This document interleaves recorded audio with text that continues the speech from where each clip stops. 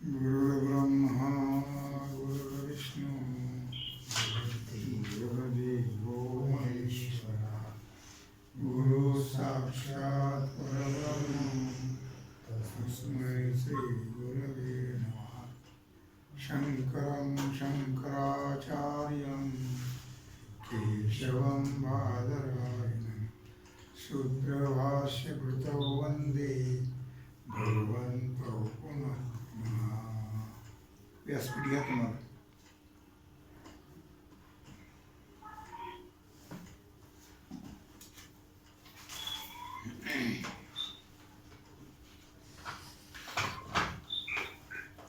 विचार सागर रहस्य तरंग चौथा हेडिंग 8वे ख्याती वर्णन पाठ क्रमांक 24। काल काय पाहिलं आपण? अजातवाद। अजात म्हणजे नाही, जात म्हणजे झालं, जे झालंच नाही।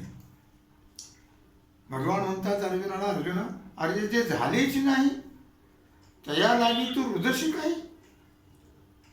कोण आहे तुझे? काय प्रकार आहे? तू तुझा नाहीस। पंचमहाभूताचा देह आहे, देह हा पाचाचा आणिला उसळा। तू तुझा नाहीस, तू कोण आहेस? काय प्रकार आहे? हे झालंच नाही सगळं, पण ते पटत नाही। अरे दिसतं झालं नाही कसं काय? हा सगळा पसारा दिसतोय, पसारा दिसण्यापुरताच आहे, त्याचा काही उपयोग आहे का?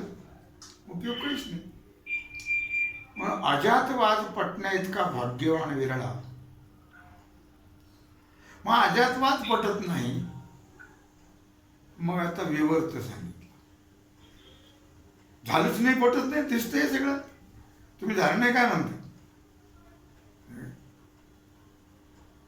मग विवर्त सांगितलं। विवर्तवाद म्हणजे काय? असावं एक आणि भासावं एक। आहे दोरी, भासला सर्प। आहे परमात्मा, भासते जगत।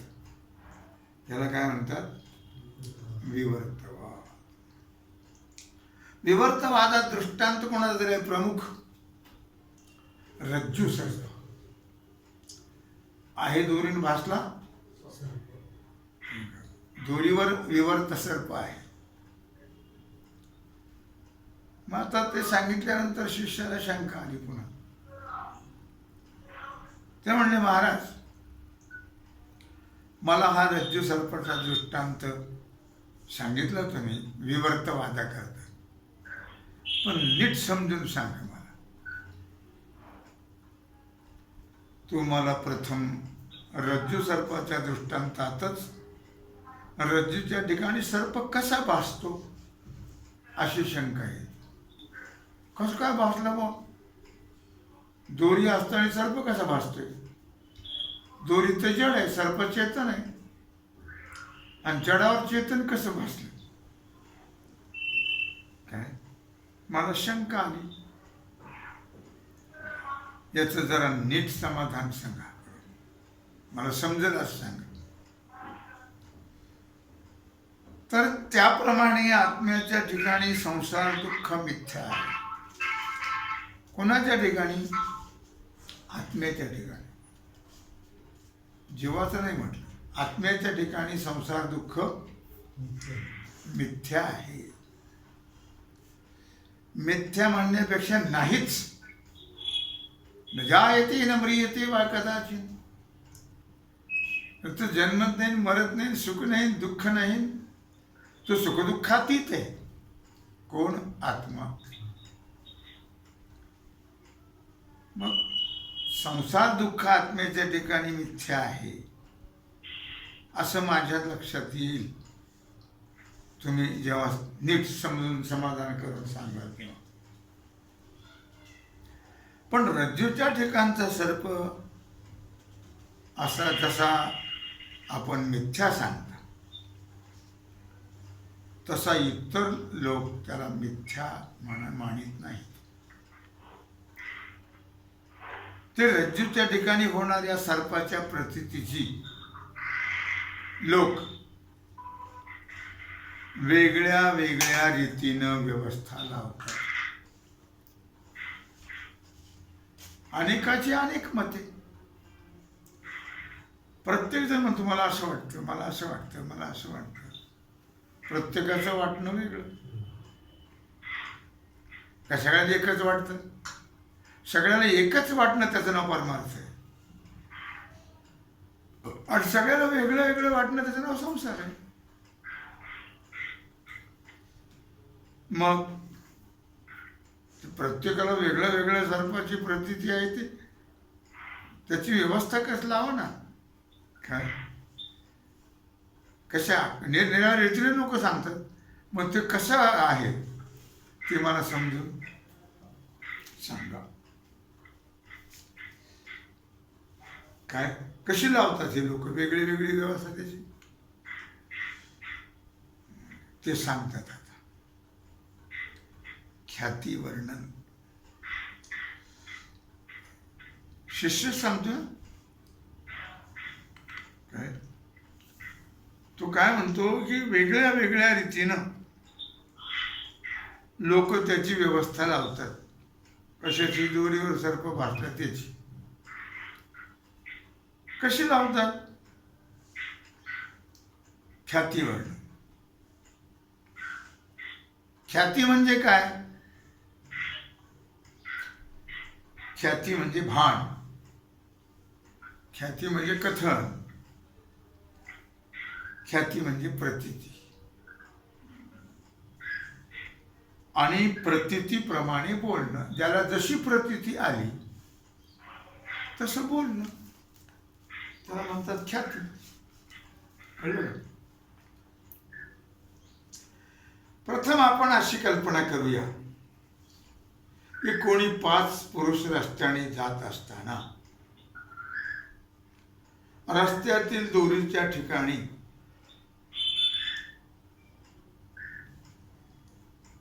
मंद अंधकारामुळे, कळलं का? दोरीवर सर्प दुपारी भासत नाही, बरं का? आणि रात्री 9च्या पुढे भासत नाही. मग केव्हा ते चालले होते संध्याकाळच्या वेळेला. काही लोक जातात ना फिरायला. कोणी संध्याकाळी जेवल्यावर 10च्या पुढे फिरायला जातात, कोणी 9च्या पुढे जातात, कोणी 9ला जातात, कोणी 8ला जातात. तसे आपल्या 8लाही 4-5 माणसं फिरायला चालले होते.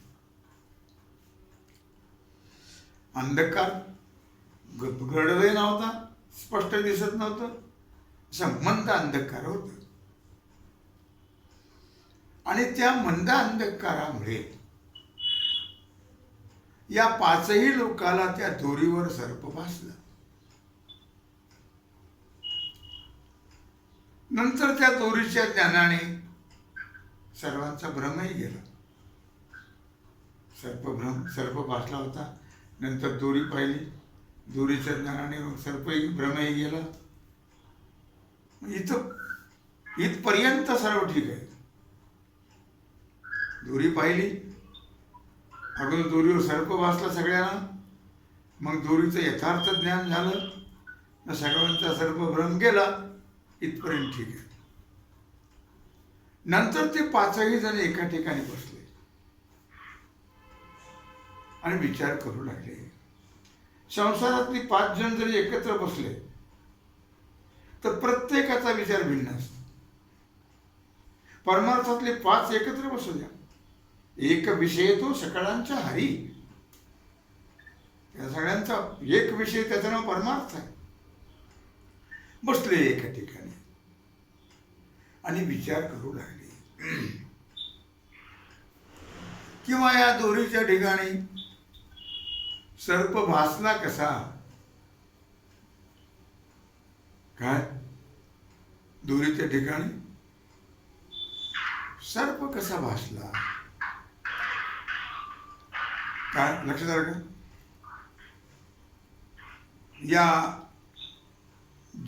जे 5 जण होते का नाही, एका ठिकाणी बसले विचार करू लागले, त्या पाचाची नावं वेगळी वेगळी आहेत.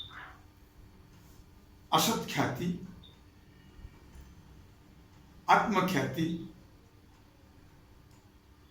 अन्यथा ख्याती, अख्याती, सत्ख्याती आणि त्यात 6वं बी आलं एक,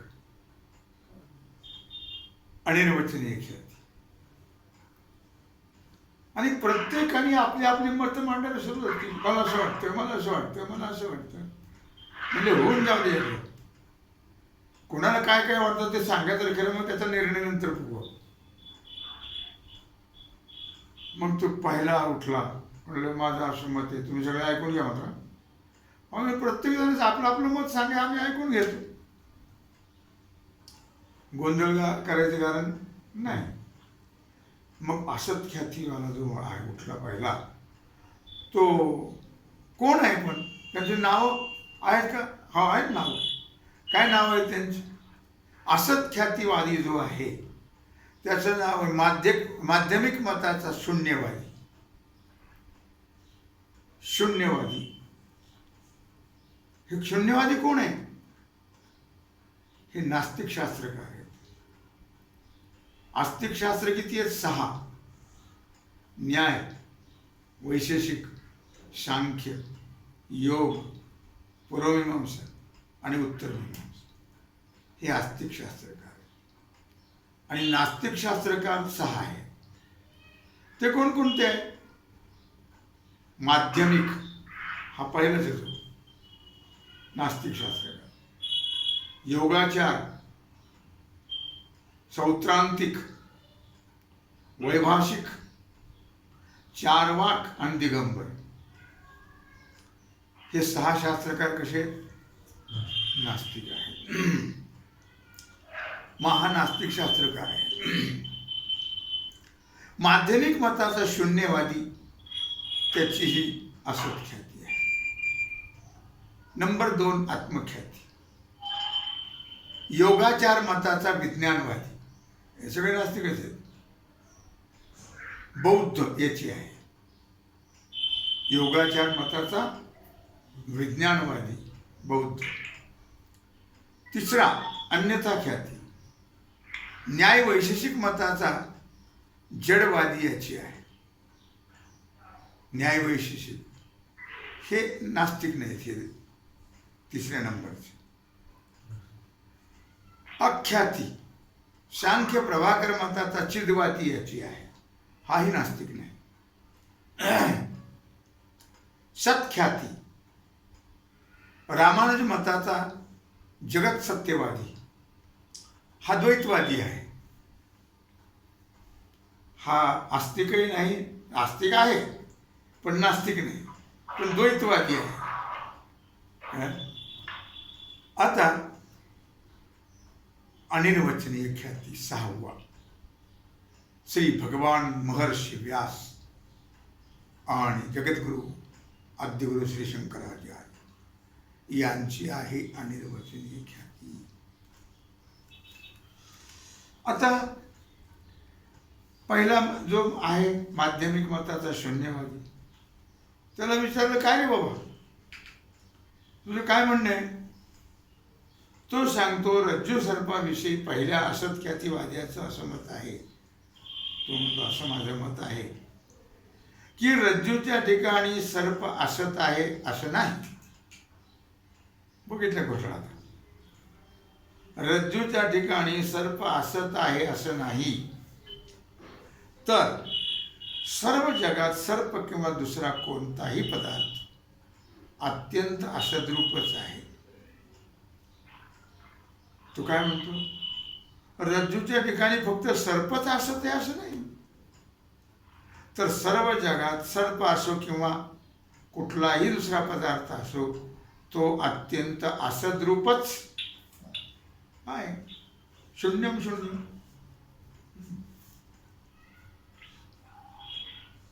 जगातील सर्व पदार्थ वंध्यापुत्राप्रमाणे अत्यंत असद्रूप मानले तर बाकी शिल्लक शून्य परमतत्व राहणार. काही सगळं असत म्हटलं काहीच नाही. शून्यच राहिलं. मग त्या शून्य परमतत्वाचा जसा असत जगत रूपाने भास होतो, त्याच शून्य परमतत्वाचा असत जगत रूपाने भास होतो. जगत हे असत आहे. त्याचप्रमाणे रज्जूच्या ठिकाणी अत्यंत असत सर्पाची प्रतीती होते. कळलं? रज्जूच्या ठिकाणी असत सर्पाची प्रतीती होते. कळलं का? नाही कळलं? असत म्हणजे मिथ्या,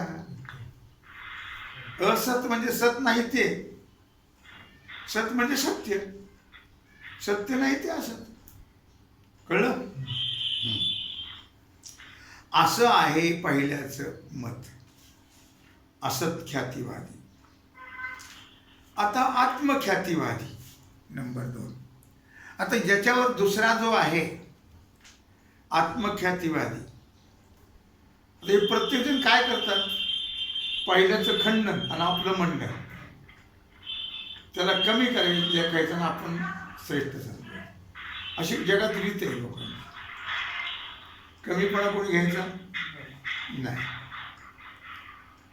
यावर दुसरा असत आत्मख्यातिवादी असं म्हणतो की सर्प अत्यंत असत असून त्याची प्रतीती होते. तू म्हणतो बाबा असत आहे म्हणून, पण त्याची प्रतीती तर होते. तर मग अत्यंत असत जो वंध्यापुत्र, त्याची का बरं प्रतीती होत नाही? त्याची बी झाली पाहिजे. तो असत म्हणतो दोरीवर सर्प आहे, मग त्याची प्रतीती होते की नाही? मग असत जो वंध्यापुत्र, मग त्याची प्रतीती व्हायला पाहिजे ना. बरोबर वाटतं की नाही? बरोबर वाटतं. मग ते तर होत नाही. म्हणून असत ख्याती मत बरोबर अशुद्ध. माझं मत आहे का? मग आत्मख्यातिवादी आपलं मत सांग.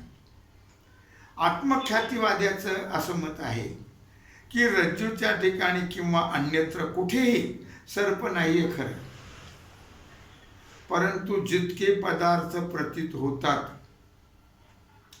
त्या सर्व पदार्थांची आकार बुद्धी धारण करते. त्या सर्व पदार्थाचा आकार कोण धारण करते? बुद्धी. बुद्धी ही क्षणिक विज्ञान रूप असून तीच आत्मा आहे. बुद्धी कशी आहे? क्षणिक विज्ञान रूप आहे. क्षणाक्षणाला बदलते. क्षणिक विज्ञान रूप काय? अर्थात प्रथम क्षणात उत्पत्ती, दुसऱ्या क्षणात स्थिती आणि तिसऱ्या क्षणात लय. त्याला क्षणिक म्हणतात. ही क्षणिक विज्ञान रूप असून तीच आत्मा आहे. हा काय म्हणतो? बुद्धीचा आत्मा आहे. आणि त्या क्षणिक विज्ञान रूप आत्म्याची म्हणजे बुद्धीची, बुद्धीला आत्मा म्हटलं ते, त्या आत्म्याची म्हणजे बुद्धीची सर्परूपाने प्रतीती होते. कोणाची होते? बुद्धीची. काय? तो कोणाला आत्मा मानतो? बुद्धीला. मग सर्परूपाने कोणाची प्रतीती होते? बुद्धीची. म्हणून या मतास आत्मख्याती म्हणतात, कारण बुद्धीला आत्मा मानलाय ना, म्हणून आत्मख्याती. आता असत्ख्याती आणि आत्मख्याती हे दोन्ही मत वेदाला अप्रमाण मानणाऱ्या बुद्धांच्या शिष्यापैकी नास्तिक माध्यमिक योगाचार्यांची आहे.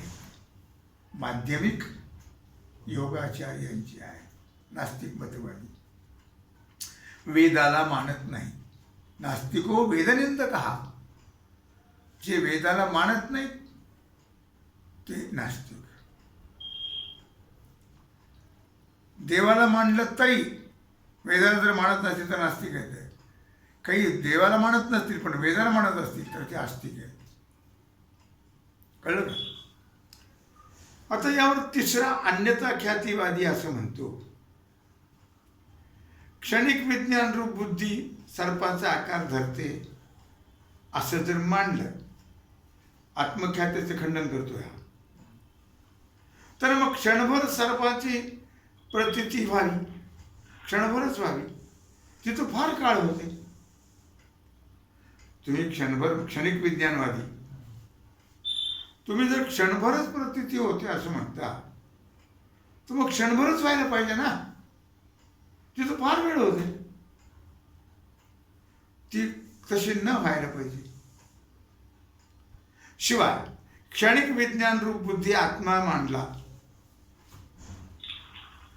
तो क्षणिक विज्ञान रूप बुद्धीला आत्मा मानतो की नाही, आत्मख्यातीवादी, तर जो मी बाल्यावस्थेत वडिलांच्या मांडीवर खेळत होतो, बालपणामध्ये मी जो वडिलांच्या मांडीवर खेळत होतो, तोच मी आता नातवाला खेळवित आहे, तोच मी आता नातवाला खेळवित आहे, अशी जी प्रतिविज्ञा होते. प्रतिविज्ञा म्हणजे प्रतिविज्ञा मीराबाई मागची आठवण, अशी जी प्रतिविज्ञा होते ती होऊ नये.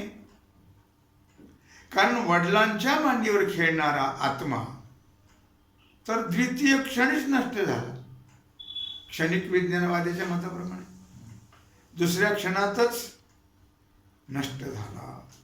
असा असता बहुत कालाने नवीन उत्पन्न झालेल्या आत्म्यास तोच मी अशी प्रतिविज्ञा कशी काय होईल? जो आजोबाच्या मांडीवर खेळत होता आणि तो नातवाला खेळत होते, एवढं कसं काय आठवण होईल? मग प्रतिविज्ञा कशी काय होईल? म्हणून आत्मख्याती मतही बरोबर नाही, असंगत आहे. आता अन्यथा ख्याती मी पाहिलं लक्षात असू द्या. आता अन्यथा ख्याती, अन्यथा ख्यातीवाद्यामध्ये प्राच्य नैयायिक आणि नव्य नैयायिक, अगोदरचा नंतरचा दोन, नैयायिक दोन प्रकार आहेत, प्राच्य आणि नव्य, असे दोन भेद असून थोड्या भेदाने अन्यथा ख्याती मानतात. थोड्या भेदाने काय म्हणतात? अन्यथा ख्याती. त्यातील प्राच्य नैयायिकांचं मत असं आहे, थोडा बदल आहे त्यांचं, वारुळ आदी ठिकाणी असणाऱ्या सत्य सर्पाचं ज्ञान नेत्रदोषामुळे आपल्या समोर असलेल्या रज्जूच्या ठिकाणी होतो. सर्प कुठं पाहिला होता? वारुळाच्या ठिकाणी पाहिला होता. आता कुठं आहे तो? दोरीच्या ठिकाणी आहे, दोरी वाहतोय. मग तो नेत्रदोषामुळे वारुळाच्या ठिकाणी पाहिल्यापूर्वीचा सर्प तो आता कुठं दिसतो आहे? त्याचा प्रभास कुठं होतोय? रज्जूच्या ठिकाणी, समोर आलेल्या रज्जूच्या ठिकाणी होतोय. काय त्या सर्पाचं ज्ञान? अयम सर्प, हा सर्प आहे. फक्त सत्यज्ञानाचं स्थान निराळं होतं. वारुळाच्या ठिकाणी पाहिलं होतं सत्य सर्प, ठिकाण निराळं. आता इथं काही वारुळ नाही. मग सत्य सर्पाच्या ज्ञानाचं स्थान वारुळ असून नेत्रदोषाने रज्जू हे त्या सर्प ज्ञानाचं स्थान होणं, हीच अन्यथा ख्याती. अन्यथा ख्याती म्हणजे अन्याचं अन्य ठिकाणी. वारुळाच्या ठिकाणचा सर्प कुठं भासला? दोरीवर, तिथला इथं भासला. त्याला म्हणून अन्यथा ख्याती म्हणजे अन्याचं अन्य ठिकाणी. कळलं का? यावर आता त्या दोघांचे पुन्हा नव्य, प्राच्य आणि नव्य. आता तो नव्य नाही आहे काय म्हणतो?